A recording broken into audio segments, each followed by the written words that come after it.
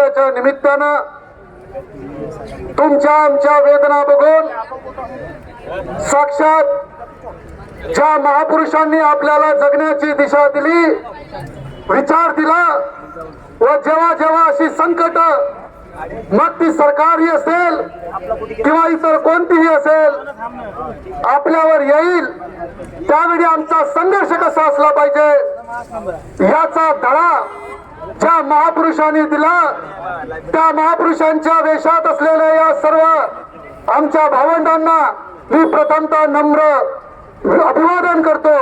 सर्व महापुरुषांनाही अभिवादन करतो.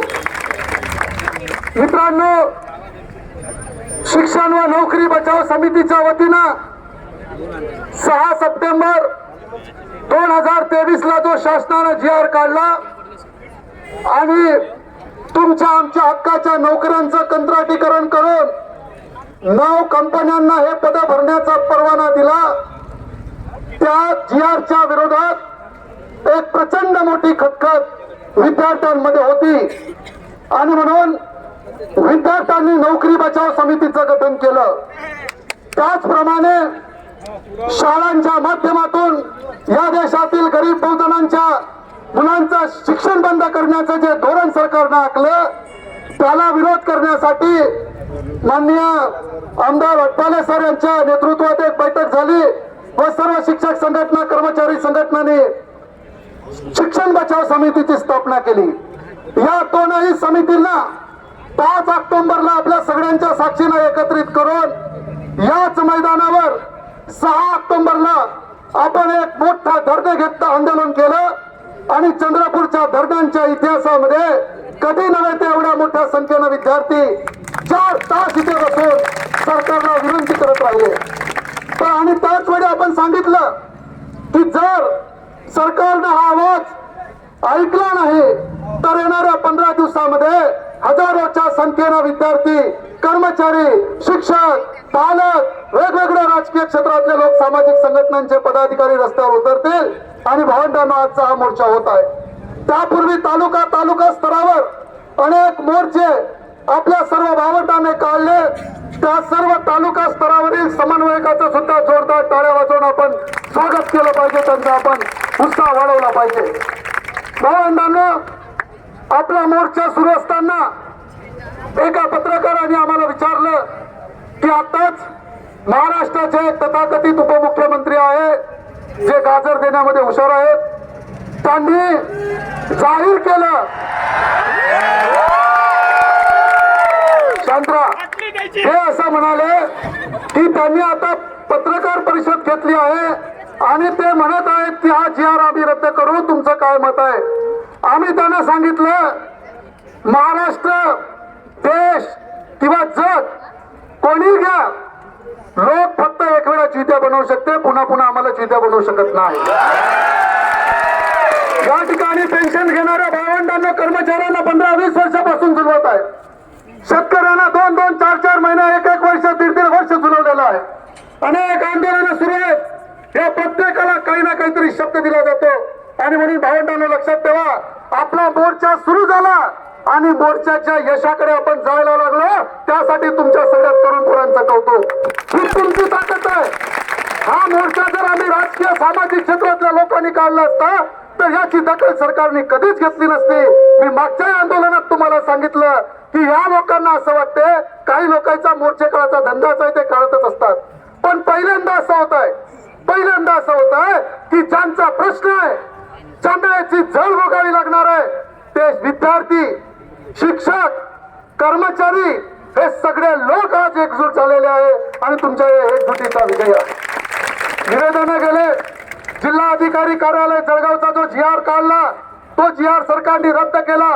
आज आपला मोर्चा निघाला, GR रद्द करू असं म्हणताय, पण हे करतील की काय, कागद हातेपर्यंत भरोसा नाही. आणि म्हणून लक्षात ठेवा, हे जे आंदोलन आहे, हे आंदोलन हा GR रद्द करण्यासाठी गरज पडली तर आपल्याला विधान भवनापर्यंत घेऊन जावं लागेल, लाखोच्या संख्येने जावं लागेल.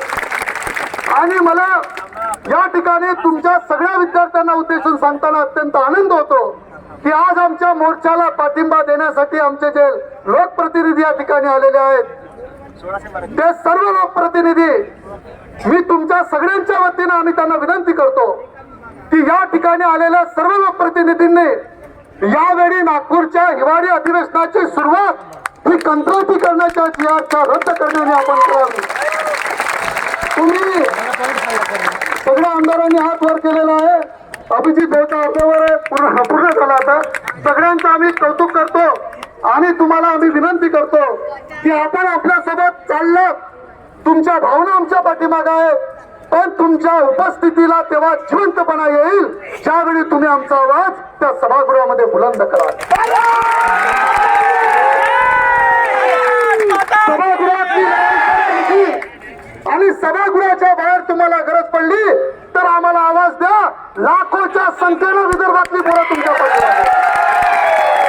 आणि म्हणून भावंडांनो, हे अत्यंत जीव घेण्याची GR आहे.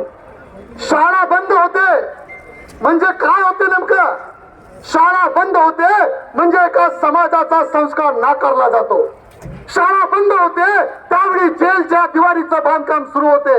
शाळा बंद होते त्यावेळी अख्खी एक पिढी गारद केल्या जाते आणि गारद करण्याचं षडयंत्र या देशात 5000 वर्षापासून सुरू आहे. हे आजचं षडयंत्र नाही. जेव्हा जेव्हा या देशातील शिक्षण विरोधी विचाराचे लोक, नोकरी विरोधी विचाराचे लोक 4 पैसे कोणाच्या तरी खिशात जाते असं दिसलं की त्यांच्या खिशातून पैसे काढून घेण्याच्या विचाराचे लोक सत्य देतात. त्यावेळी हे लोक अशा पद्धतीची शिक्षण बंदी आणत असते. आणि म्हणून 15-20 वर्षापूर्वी आमच्या सर्व शिक्षक भावंडांना वेगवेगळ्या कामात जुंपलं.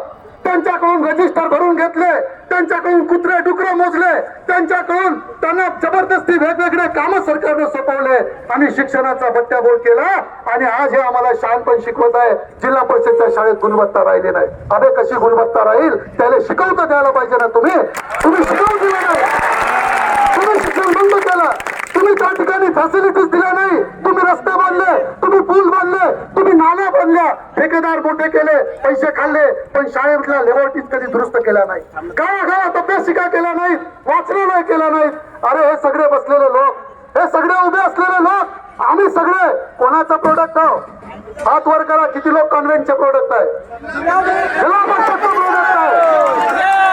हे सरकारी शाळेची ताकद आहे. आणि म्हणून लक्षात ठेवा, जिल्हा परिषदच्या शाळा कोणत्याही प्रकारे बंद होणार नाही. भावंडांना, महाराष्ट्र सरकार काय करते तो महाराष्ट्र सरकारचा नियम. इथं जिल्हा परिषदचे कर्मचारी आणि शिक्षक आहे. तुमच्यावर केसेस दाखल होणार असेल, तुमच्या नोकऱ्या जाईल तर घाबरू नका, तुम्ही पडू नका. तुम्ही आम्हाला सांगा, आम्ही तसे बेरोजगार आहोत, आम्हाला कोण घ्या. आम्ही जिल्हा परिषदच्या पुढे उभे राहू, पण जिल्हा परिषदची शाळा बंद होऊ देणार नाही. लक्षात ठेवा. आणि म्हणून भावंडांनो, आता प्रश्न वेगवेगळे करायचे नाहीत. शाळेचा प्रश्न शिक्षकांचा नाही, विद्यार्थ्यांचा आहे. विद्यार्थ्यांच्या कंत्राटीकरणाचा प्रश्न कर्मचाऱ्यांचा नाही असं समजू नका. लपेटे जाएंगे तो सारे लपेटे जाने वाले हैं. कल क्या जाने, कोई गवर्नमेंट एक GR ऐसा भी निकाल ले कि आमदार खासदार भी कंत्राटी. आणि म्हणून मित्रांनो लक्षात ठेवा, सरकारी यंत्रणेची ताकद काय असते हे समजून घ्यायचं असेल तो 2 वर्षाच्या पूर्वी कोरोनाच्या कालखंडात जा आणि नुसती कल्पना करा. हे संविधान सरकार त्यावेळी नव्हतं, आपण वाचलो.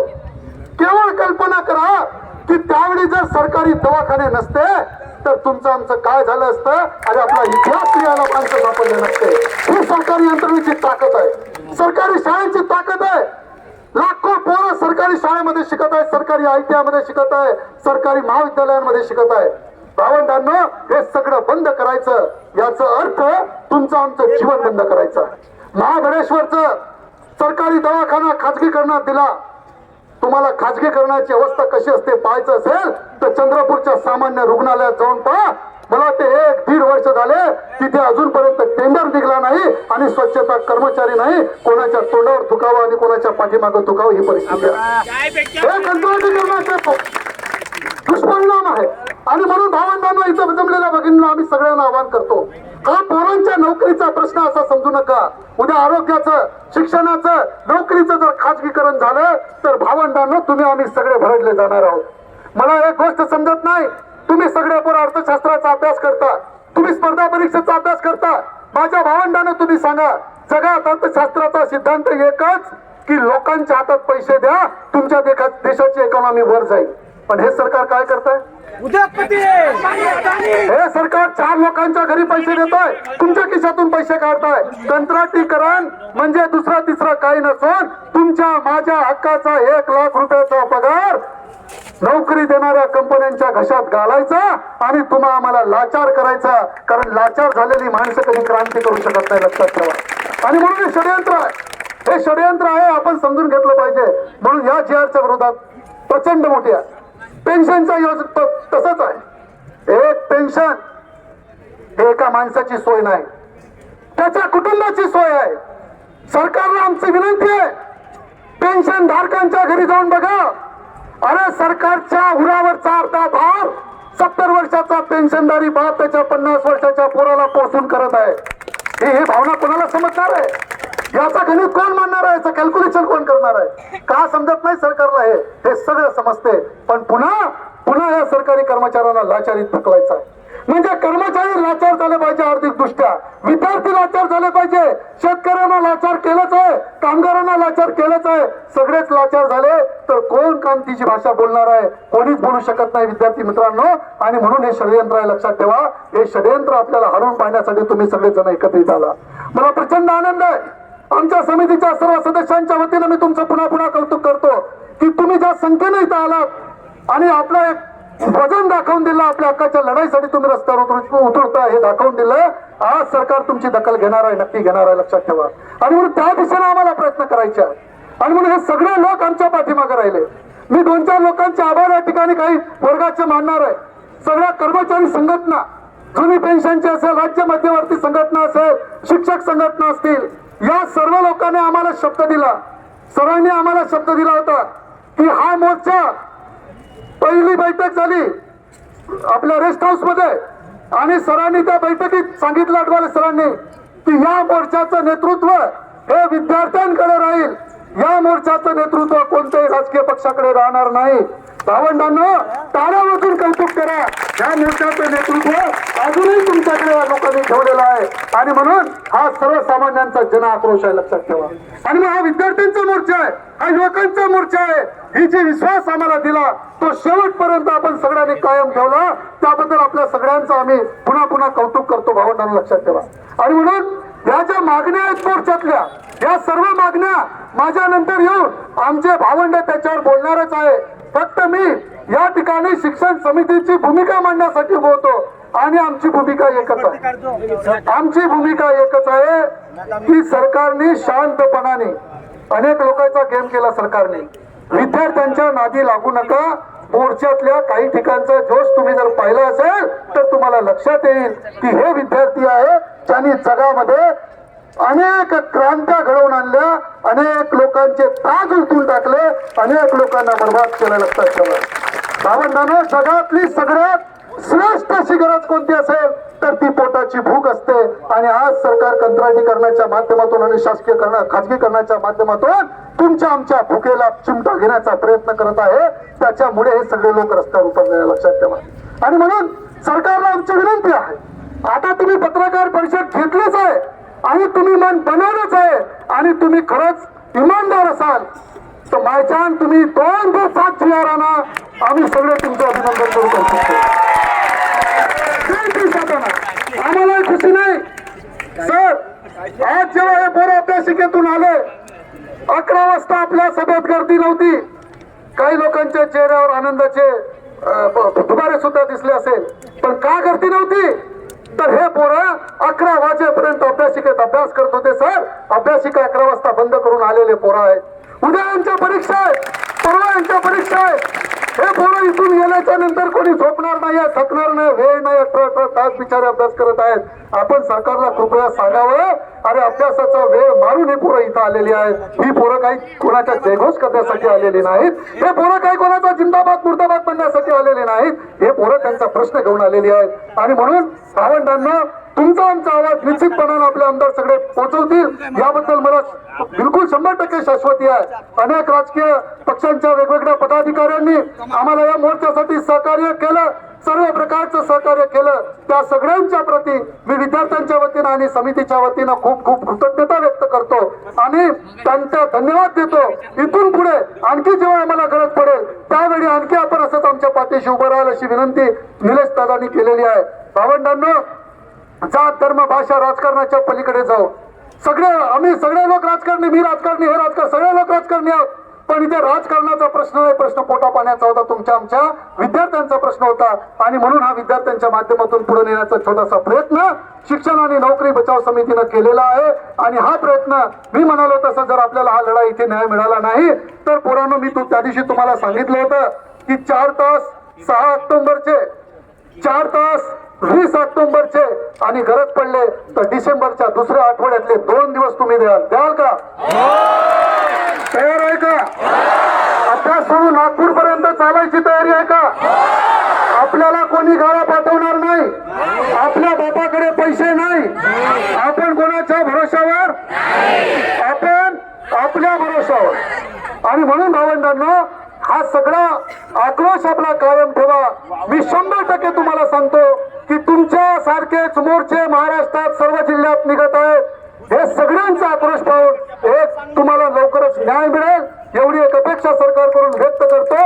आणि एक कवी असं म्हणतो, भावंडांनो, काही दिवसापूर्वी मातोश्री मंगल कार्यालयामध्ये आपले विरोधी पक्षनेते विजूभाऊ वडेट्टीवार यांनी सुद्धा सभा घेतली होती. त्यांचे सुद्धा आभार. आणि त्यांनी हा प्रश्न सभागृहात लावू अशा पद्धतीचा आपल्याला शब्द दिलेला आहे. त्यांनी तर एवढं सांगितलेलं आहे की जर समजा तो प्रश्न सुटला नाही तर आम्ही कोणीही बाहेर येत नाही, अशा पद्धतीचा शब्द दिला. काय होते ते आपण पाहू. पण आम्ही त्यांचे आभार मानतो, इथं आलेल्या प्रत्येकांचे आभार मानतो. सगळेच आमदार, सगळेच, मला माहित आहे अडवाले सरांनी प्रश्न पाठवलाय, अभिजित भाऊ तुम्ही तर आमच्या हक्काचे आमदार आहे, तुम्हाला तर बिलकुल म्हणजे सुट्टीच नाही. आणि तुम्ही पदवीधरांचेच प्रतिनिधी आहात, आम्ही पदवीधराचे प्रतिनिधी होतो सिनेटमध्ये. त्याच्यामुळे सुट्ट्या टाकून आज आम्ही महाविद्यालय बंद करायला गेलो. प्राचार्य आम्हाला म्हणत होते, अरे तुम्ही सिनेट मेंबरच महाविद्यालय बंद करा म्हणते. अनेक लोक आहेत, आमचे कन्नाके सर आहेत, आमचे मिलिंद भगत सर आहेत, हे सगळे आम्ही सिनेटचे लोक गेलो. लोक म्हणायचे अरे तुम्हीच कसे कॉलेज. आम्ही कॉलेज बंद करायला गेलो नव्हतो, आम्ही कॉलेज 100 वर्ष सुरू राहावी त्याची सोय करायला गेलो होतो. आणि म्हणून त्या सर्व प्राचार्यांची माफी मागतो ज्यांना वाईट वाटलं असेल.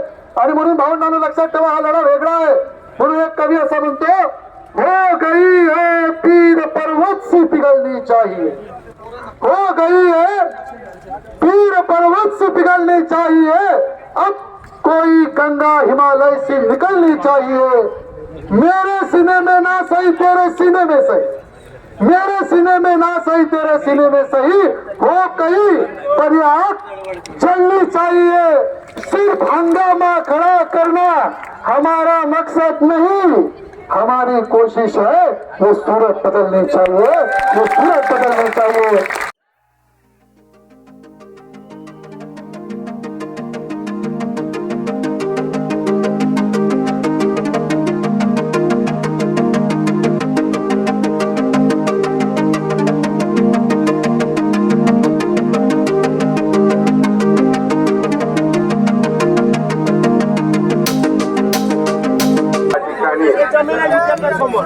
शिक्षण नोकरी बचाव समिती जिल्हा चंद्रपूर यांच्या वतीनं वेगवेगळ्या मागण्या, विशेषतः बाह्य यंत्रणेमार्फत सुरू केलेली कंत्राटी पदभरती रद्द करावी, दत्तक शाळा योजना रद्द करावी, राज्य कर्मचाऱ्यांना जुनी पेन्शन योजना लागू करावी, एमपीएससी व इतर विभागाकडून घेण्यात येणाऱ्या स्पर्धा परीक्षेचे शुल्क कमी करून 100 रुपये ठेवावे, यासह इतर मागण्यांसाठी जो मोर्चा काढलेला आहे त्या मोर्चाच्या प्रतिनिधींनी शासनाला पाठवायचं निवेदन मी या ठिकाणी जिल्हा प्रशासनाच्या वतीनं स्वीकारलेलं आहे.